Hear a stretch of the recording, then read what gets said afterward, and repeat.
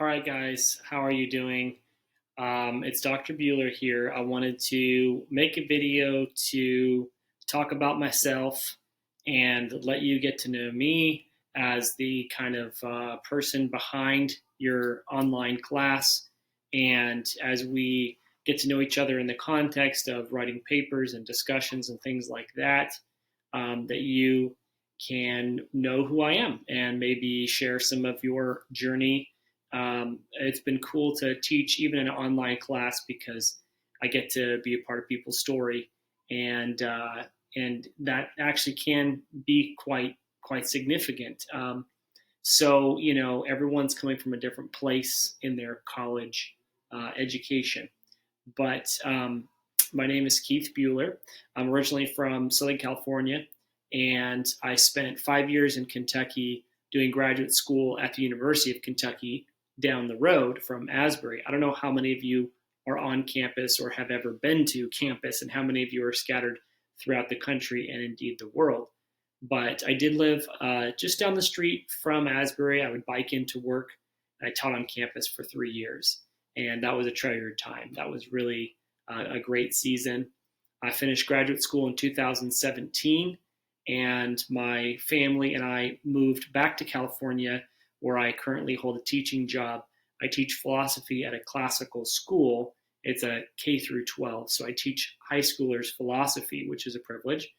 And I also teach some other subjects: history, Bible, do it all. So I'm really glad to be able to teach in this online format at Asbury as well.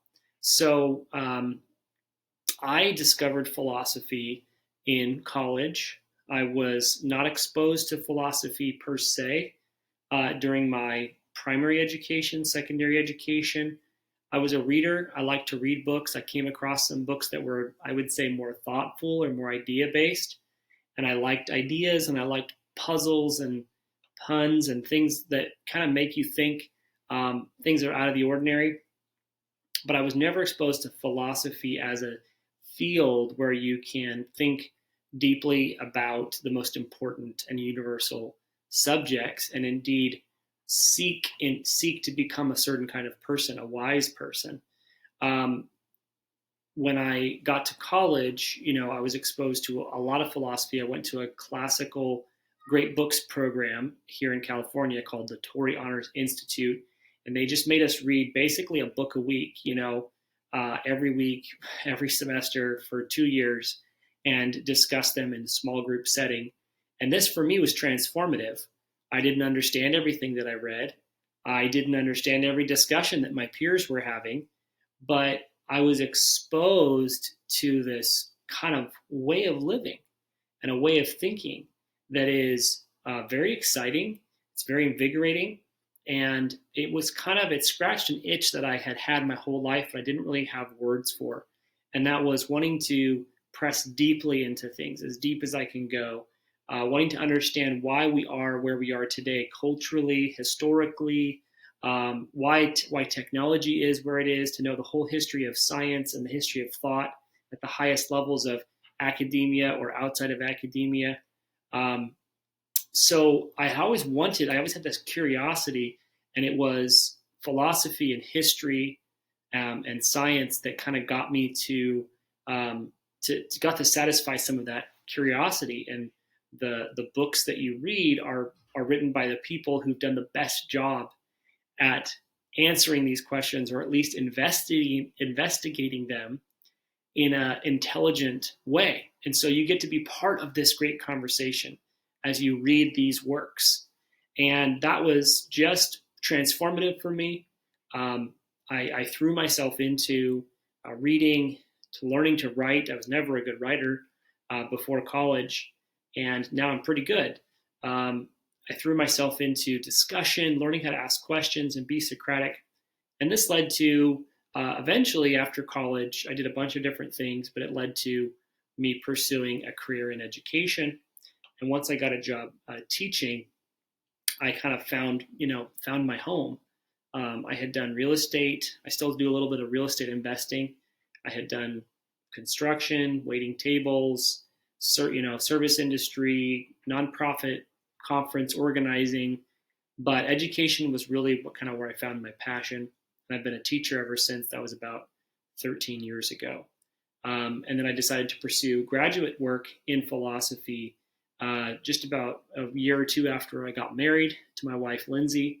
We've been married 10 years, coming up in May. So by the time that the class starts, we'll hit our 10-year. And I decided to pursue graduate school and had a really great experience, learned a lot. And, it's enabled me to do things like this, to share my love of philosophy with people like you, and to teach and to have something to do during the summers when I'm not teaching. So that's kind of my story, and kind of shows you my motivation. I want this class to be transformational for people. Yes, you need this for credit, probably. Yes, it maybe was one of a few electives that sounded interesting and you decided to opt in. But keep an open mind. What if there's a big idea that's coming down the pipeline that's just going to hit you really hard and kind of cause your mind to shift and cause your whole life to change, right? It's a cliche, but it really could happen. So I want you to come to this class, yes, as an academic exercise, yes, as a set of checklists of things to do to get the grade, but be open to something more, something transformational. Been teaching for many years, and I've just seen it happen over and over and over again. That people who are ready and who are willing to go there can find something transformational. So that's pretty cool. We're going to be reading about a lot of different big ideas. This class is organized around 6 units, basically, and they all intersect with the Christian worldview, if you will. What is truth? And how can we know what's true and what's good and what's beautiful and what's right? It's not easy. It's not easy, even if you have the truth, to identify every single truth. And there's an old Jewish saying from the rabbis, God is the answer, but what is the question?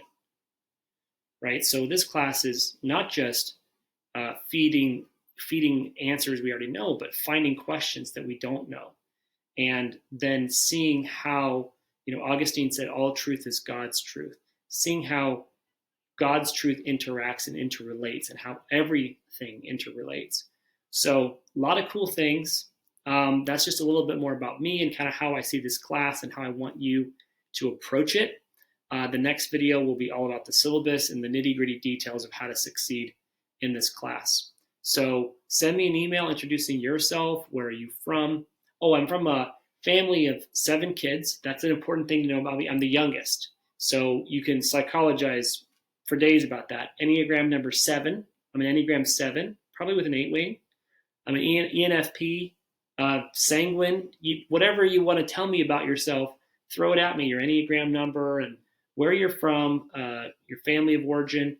And I have 3 kids, 1 on the way as well with my wife, Lindsay. So introduce yourself. What are you hoping to get out of this class? That kind of a thing. Again, totally optional. If you do not want to, watch this video or send me, we don't have to have any more than just a professor-student relationship, but just making that available. If you'd like to send me an email, we can get to know each other more through your papers and things like that. All right. And if you have like social media accounts, you want to connect on those, I'm friends with a bunch of former students, and we follow each other and support each other. So that's me.